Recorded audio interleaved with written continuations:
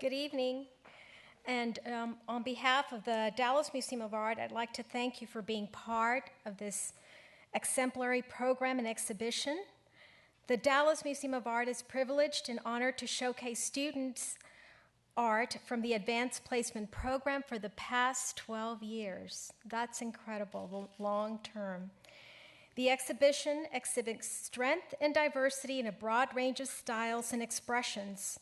It is enriching for the Dallas Museum of Art staff to have the opportunity to engage with students and teachers in the galleries and see all of their selected works in the museum.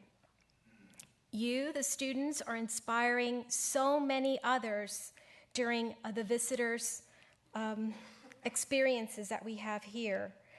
For example, during our first Tuesday events, late nights, and family celebrations, visitors sometimes create art that is inspired by what they are seeing.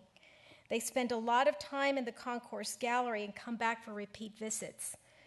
Just last week, we had a group of parents that had kids under the age of 5. And we had one of the 4-year-olds was so excited that he said, increíble. And if you know that word in Spanish and English is very similar. And they were just deeply moved by what they had seen. This Saturday, we'll have the WFAA Family First Family Celebration from 11 to 3:30. It is free and open to the public. You'll have the opportunity to hear firsthand from students who are featured in the exhibition. And in addition, this year, visitors will have the opportunity to vote for their favorite work of art until March 19th. We have the ballots out there, and you're welcome to vote today or come back for some of the other events. Then on March 23rd is when you can come and see who's earned that respected award. We congratulate the artists on their accomplishments and acknowledge their dedicated teachers. We are deeply indebted to Edith and Peter O'Donnell for their gracious support, their dedicated staff who's worked on all of these ongoing programs that build confidence and self-esteem through this exhibition, and for inspiring Dallas students and teachers to reach their highest level in the arts. And now for the moment you're waiting for. It is my pleasure to introduce Dr. Jeffrey Grove. He joined the Dallas Museum of Art as the first Hoffman Family Senior Curator of Contemporary Art in September of 2009. He came to Dallas from Atlanta, where he served as a curator of modern and contemporary art at the High Museum of Art. Previously, he was the Associate Curator of Contemporary Art at the Cleveland Museum of Art. Jeffrey has deep experiences in shaping contemporary programs for encyclopedic museums. In his new role at the DMA, he leads the museum's Department of Contemporary Art and oversees its exhibitions, programming, publication, and acquisitions programs. Working in collaboration with colleagues throughout the museum, Grove will further cultivate and showcase the DMA's contemporary collections, which have recently benefited from the tremendous support of local Dallas collectors, notably Marguerite and Robert Hoffman, whose family has endowed his position chair, as well as Cindy and Howard Rachowski and Dee Dee and Rusty Rose. He is the coordinating curator of the Dallas presentation of Luc Tuymans, the first U.S. retrospective of the work of the acclaimed Belgian artist that will come to Dallas on June 6, 2010, after opening at the Wexner Center for the Arts in Columbus, Ohio, and then traveling to San Francisco. So please welcome Dr. Jeffrey Grove.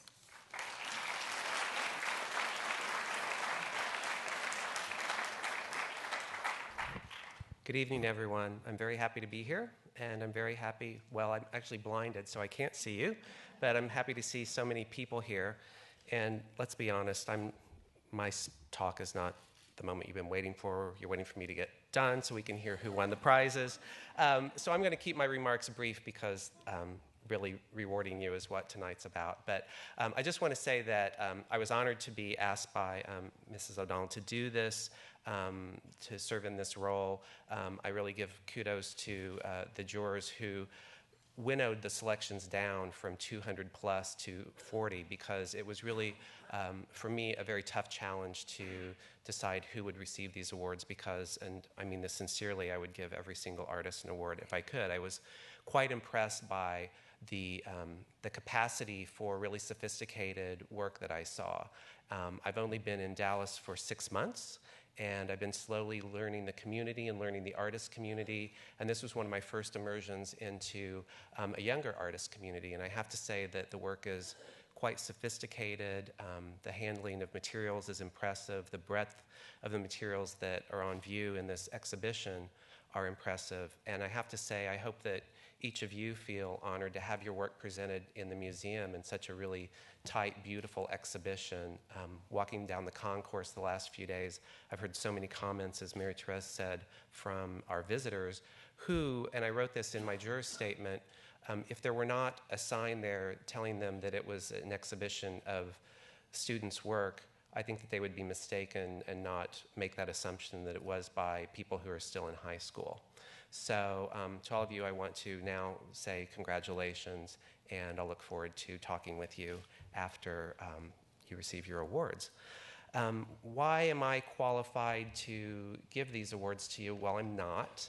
I'm a failed artist. One becomes a curator at that point.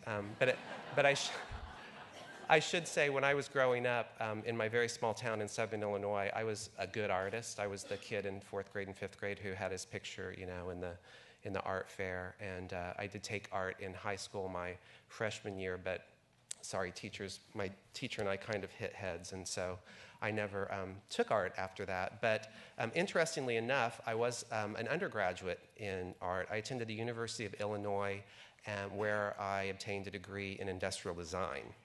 And the school that I went to, the University of Illinois, had a unique, not such a unique program. I think there's a template like this at many universities, but the first 2 years of the program were a foundation program. So everyone in the School of Art and Design were together in all of their courses. And then the last 2 years we specialized, whether it be sculpture, painting, printmaking, glass blowing. There were many disciplines there, paper making, and I, of course, specialized in industrial design. So I was very privileged at that time in my life, even though I went into industrial design. And I must tell you, my first life drawing class at the University of Illinois, I remember it very clearly because there's the nude model and everyone's drawing. And I thought I was a pretty good artist because I had been when I was younger. And my instructor came by and said, "Why are you leaving off the head?" And I said, "Oh, I'll get to it." And the next day he came by and said, "Why are you leaving off the hand?" I said, "Well, I'll get to it." And I really never got to the hands and the heads. And that's when I would look over at what my neighbor would be doing. I said, "That's a real artist. That's a real artist." And I realized that that wasn't quite my gift, but maybe design was. But what was wonderful about that time was that I was always with artists, and I was learning how artists work and why they work and how they come to the decisions they come to. And at the university that I was in, we were all in studios together and always wandering back and forth. And I hope all of you will go on to programs that are like this, where you have a wonderful opportunity to explore other media and other dimensions in art making.